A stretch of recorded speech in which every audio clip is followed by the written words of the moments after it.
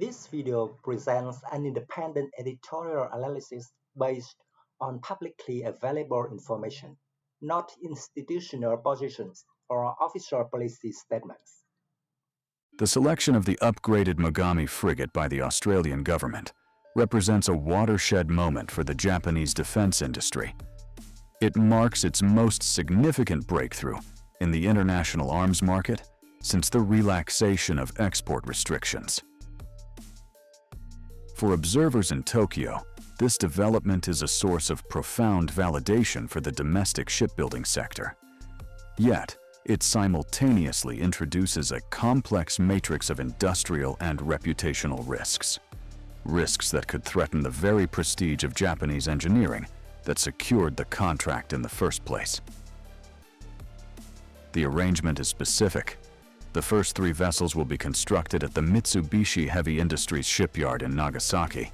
The remaining 8 are to be built at the Henderson shipyard in Western Australia. This structure creates a distinct bifurcation in quality control and production methodology, and it warrants close scrutiny. At the heart of this analysis lies the concept of Mono Zukuri, the Japanese philosophy of craftsmanship that emphasizes precision and continuous improvement. The Mogami-class, with its high degree of automation and reduced crew requirements, is a physical manifestation of this philosophy. It was designed specifically to address the demographic constraints of an aging Japanese population. However, the decision to export this design to Australia is not merely a transaction of hardware. It is a test of whether this distinct industrial culture can be transplanted to a foreign ecosystem with a radically different labor history and technical focus. The primary concern is not the design itself. The design has already proven its efficacy with the Maritime Self-Defense Force. The concern is the execution of that design by Australian industry. The partner selected for the Australian build, Austal, commands respect in the naval sector, but it specializes primarily in aluminum construction for high-speed vessels, such as the Independence-class littoral combat ship used by the United States Navy. The transition from aluminum construction to the high-tensile steel fabrication required for the Mogami hull represents a fundamental shift. It requires new welding techniques, strict tolerance management, and precise structural engineering. Steel combatants require different handling, specifically to maintain the acoustic silence and shock resistance necessary for anti-submarine warfare, which is a core mission profile for these frigates.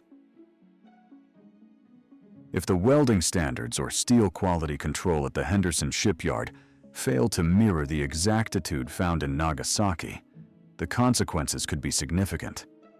The resulting vessels could suffer from higher noise signatures or structural fatigue, flaws that would inevitably be blamed on the Japanese design rather than the local execution.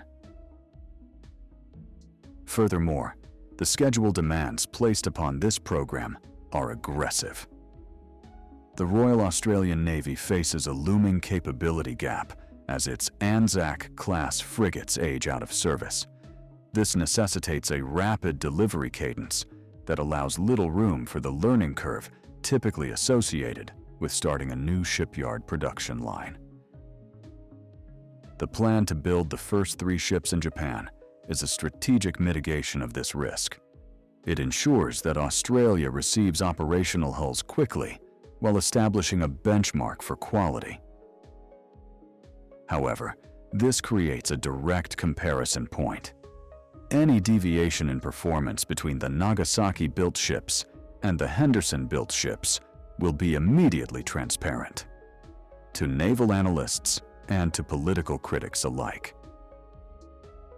Mitsubishi Heavy Industries effectively places its reputation in the hands of a workforce it doesn't directly control. A workforce operating under Australian labor laws and industrial norms that prioritize different metrics than the rigid discipline of a Japanese shipyard. There is also the matter of the complex integrated mast system, known as the Unicorn. This housing for the primary radar and sensor arrays is the technological crown jewel of the Mogami-class. It consolidates tactical data and communications in a stealthy, unified structure. It is highly probable that Mitsubishi Heavy Industries will opt to manufacture these sensitive modules entirely in Japan. They may choose to ship them to Australia for final installation, treating them as black boxes.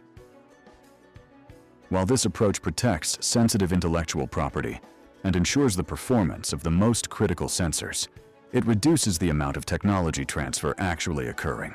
This could potentially lead to political friction with Australian stakeholders, who were promised a substantial deepening of their sovereign industrial capability. From a geopolitical perspective, however, the logic behind Tokyo accepting these industrial risks becomes clear. The objective is likely not financial profit. Margins in naval shipbuilding are notoriously slim. Rather, the objective is the creation of strategic depth. By equipping the Royal Australian Navy with a frigate that shares a common hull, engine systems, and combat management architecture with the Maritime Self-Defense Force, Japan effectively expands its logistical footprint. It expands it south of the equator. In a conflict scenario involving the East China Sea, the interoperability between Japanese and Australian fleets would be seamless, allowing for shared maintenance facilities, ammunition stockpiles, and crew training programs. This transforms Australia from a mere ally into a strategic rear area for the Japanese fleet. A value proposition that likely outweighs the dangers of potential production delays in Western Australia. However, the financial implications cannot be ignored. Australian naval shipbuilding programs have a historical tendency to exceed initial cost estimates, often by significant margins. The adaptation of the Mogami design to meet specific Australian regulatory and environmental standards will inevitably drive up the price per unit for the 8 locally built ships. If the cost of the Australian-built frigates balloons to double that of the Japanese-built ones, a common occurrence in such technology transfer programs, it could sour public perception in both nations. Japanese taxpayers might question why their engineering intellectual property is being used to subsidize an inefficient foreign industry, while Australian taxpayers might question why they are paying a premium for a design that could have been imported directly for less. And ultimately, the success of this program will depend on the granularity of the technology transfer agreement currently being finalized. Mitsubishi Heavy Industries must enforce a rigorous quality assurance regime, one that gives Japanese engineers oversight authority at the Henderson shipyard, a dynamic that could cause friction with local management. If Japan can successfully guide Austal through the transition from aluminum to steel and deliver a fleet of 8 high-performance frigates that match their Japanese-built sisters, it will prove a point. It will prove that the Japanese defense industry has matured into a global Tier 1 player capable of complex international project management. Conversely, if the program falls victim to the delays and defects that have plagued previous Australian naval projects, the outcome could be severe. It could result in a cooling of defense relations and potentially a retreat of Japanese industry back to domestic isolation. The stakes are therefore far higher than the value of the contracts alone. They represent a pivotal juncture in the strategic posture of the Indo-Pacific.